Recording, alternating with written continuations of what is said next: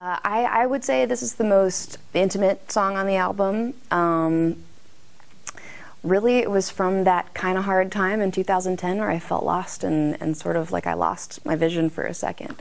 And it's cool because the song is sort of almost an apology to the fans, like, for being gone. It's like here's how it went. Like, I needed to run away, but I miss this, like, and it's hard and it's painful sometimes, and it's this big, giant, massive thing, but it's me, and it's my heart, and it's our relationship, and yeah, I want it back. Sick. Okay. This is a song that was one of the first one we came up with when we had like a band jam session about a year ago, and I don't know, we were really excited about it right away. Sometimes you get in a room with a group of people and try to write a song together and it just doesn't work. You know, the more brains you get going, sometimes the more disjointed it becomes and the more directions start getting pulled apart. This was a really cool moment because I felt like we discovered that we were on the same page. And as this lineup, this band, we really can write together that way, and that was really exciting for me because again, that's not what I'm used to, and that's not what I've done the most in my life. For this band, it's usually been very private, kind of one-on-one or alone kind of thing. Mostly one-on-one with somebody. I'm not writing those guitar parts or anything.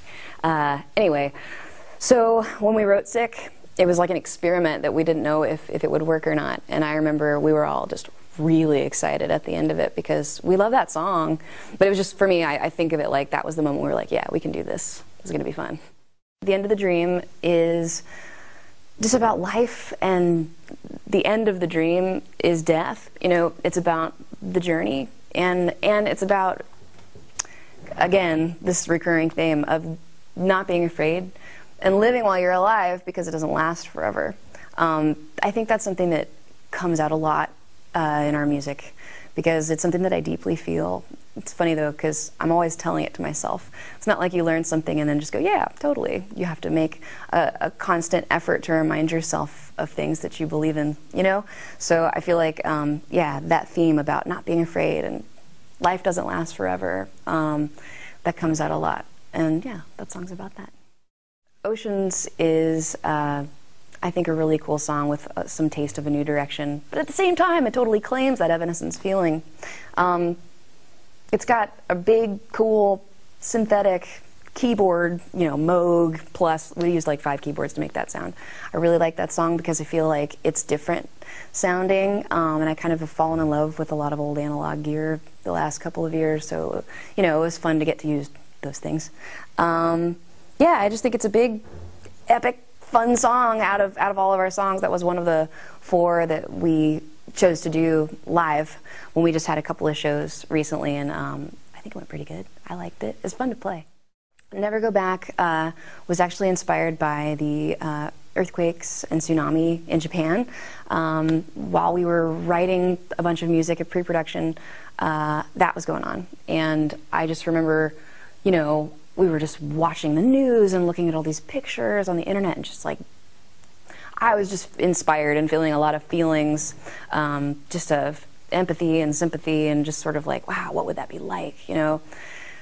Putting myself in the situation in my head, sort of accidentally, I guess, you know, when I do the thing where I go home and do my homework and work on the lyrics, I just sort of was writing without thinking about why, and after a minute I was like, oh, okay, like, I'm thinking about Japan and I'm singing about Japan, like, why not just let this song be that story? So it's about losing everything, you know, and about life beyond your control. Swimming Home is definitely the truest picture of that sort of electronic, very different phase that I was going through for a little bit. I love the song. I think that it expresses a little bit of a new emotion for me, for Evanescence, because it's sad. It's goodbye. It's sort of from the other side of the song before. It's like from the person's perspective that's moving on into the next life.